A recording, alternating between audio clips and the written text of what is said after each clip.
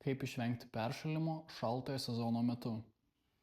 Taip, keli paprasti dalykai. Tai sveika mytyba, pilnavertė, sveika, spalvota mytyba, daug vaisių, daržovių, vietinių, pilnaverčiai angliavandeniai ir baltymai.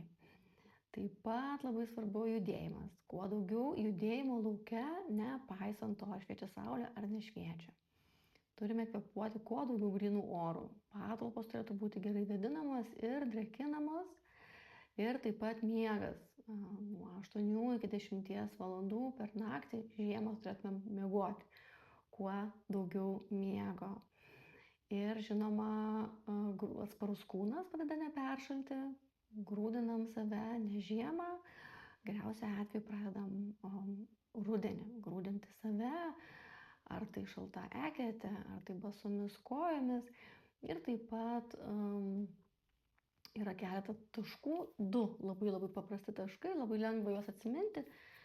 Šalia krūtinkaulio ir raktikaulio, tai yra limfos taškai, aktyvuojantis limfą. Kuo dažniau pajudinsit, pamasažuosit šituos taškus, tiesiog savo krumpliais, savo nykščiais, pajudinsit visą limfinę sistemą, kuri taip pat atsakinga už gerą vidinį judėjimą jūsų limfiniai sistemai, kuri taip pat prisideda labai ženkliai prie sveiko stipraus imuniteto.